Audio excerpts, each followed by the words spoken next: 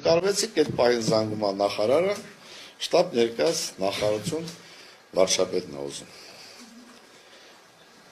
Գալիս եմ այնտեղ խորհրդակցությունը գնում, չեն թույլատրում մտնեմ ներս, ես իմացել եմ, թե ինչ-որ հաց են ուզում ճշտեն, դրա համար են կան, չէ։ Ինչ որ խորհրդակցությունն ավարտում է, վարչապետը նախարարը դուրս են գալիս, ինձ ասում է նախարարը, գնա Օնիկ Գասպարյանը քեզ խնդիր կդնի։ Ու վիրավորական բառն ասել, բայց բոլոր դեպքերում տեղին չեմ տում, մտնում եմ Օնիկ Գասպարյանի մոտ, ասում ինչ է եղել։ Ասում է Բաբայան Սամոն ասում է, որ դու գաս կոորդինացնես գործողությունը։ Մուսա ասում եմ զինվորականների համար, որ ձեզ համար կոորդինացիան նշանակում է ղեկավարել, ղեկավարման ձևի մեկն է, փոխգործակցության կազմակերպումը։ Ես ասացի պարոն Գասպարյան, դա քո գործառույթն է։ Եվ այստեղ իմ վատ բնավորության համաձայն հիշեցրեցի ինձ, որ դու 800-ից հոգի հաստիկ ունես այստեղ։ Եվ դրա միջոցով պիտի փոխգործակցությունը կազմակերպես։ Եվ դա քո գործառույթն է։ Եվ երկրորդը Բաբայան Սամոն, որ ասում է, ես չեմ անում։ Զուտ դրա համար չեմ անում։ Որտեղ իմ վերաբերմունքը Բաբայան Սամոն առանձնահատուկ։ Առանձնահատուկ է, դա իմ անձնականս է։ Հարգանքով եմ վերաբերում իրեն անցած արածին,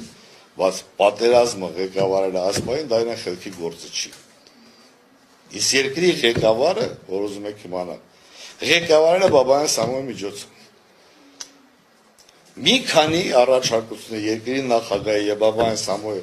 որը մտնում են բանակի հրամանատարի մոտ առաջարկություններով, ես ասացի, եթե անեք, ես դուրս եմ գալու դեռ պրես ցենտրը, որտեղ լրատվակենտրոն, ասեմ դուրս եմ գալու հայտարարեմ, որ այսպեսի գործ եք անում։ Իմ հանելու պատճառը չգիտեմ ինչն է։ Բաբայան Սամոյին չխանգարել է, թե Տիկին Աննայի խնդրել է հրամանատարական կետից դուրս գալու։ Դե սլատկայա պարուչկա է, կարող է երկուսը միասին։ Ես այդպիսի իրավունք ես չեմ վերականգնել։ Սա է իրողություն։ Ինչ որը ասում եմ ես եթե գնամ գնում եմ Ղարաբաղ, բա կորոնավիրուսի թեստ հանձնեմ։ Ժամը գիշերվա 1-ին գնում եմ կորոնավիրուսի թեստ հանձնում։ Առավոտ 7-ը պարտադրված վերցում։ Բերում որ ես առողջ եմ։ Բայց քանի որ թոքերս նկարել եմ, թոքերս ուղարկում եմ հոսպիտալ, որտեղ իմ տվյալներս անտեղ որ համեմատել են թոքերը։ Հասնում եմ Ղարաբաղ, 6 ժամից հետո զանգում են ինձ։ Դու երկկողմանի թոքաբորբ ես, կորոնավիրուսային շուտ վերադարձ քեզ բուժում ապետ։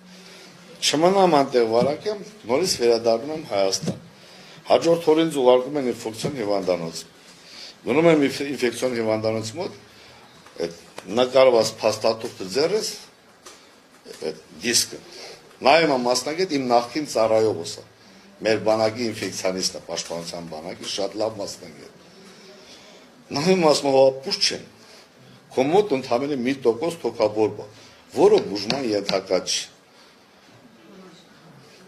Դասմա բոլոր դեպքերում քանի եկել ես նորից նկարում չես։ Նորից նկարում եմ, տեսնում եմ 1% թոքաբորբն էլ չունեմ։ Դա էլ է ներծծվում։ Գնում եմ նախարարի մոտ։ Ինչի եք ինձ հետ կանչես։ Բա թոքաբորբ, ասում չկա թոքաբորբ, բժիշկը գիտի, որ 1% թոքաբորբը չեն բուժում։ Հիմա երևի դուք բոլոր գիտեք, մինչև 15%-ը չեն բուժում։ Կորոնավիրուսի պայմաններում երևի բոլորը գիտեք։ Վերջ մտնեմ հրամանատարական կետ, չեմ թողում դու կորոնավիրուս ես։ Գնում եմ նորից թեստ հանձնում կորոնավիրուս, ասում դա կարող է հաստ կերած եղած ցույց չտվել։ Գնում եմ արյունս հանձնում, այդ փաստաթղթերը բոլորը իմ մոտ է։ Կարամ ցույց տամ բոլորին։ Օրերով ժամեր։ Արյունս եմ հանձնում, որ ես կորոնավիրուս չեմ։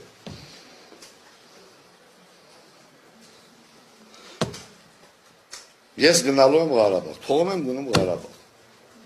Եվ մինչև ամսի 28-ը լինում եմ Արցախում։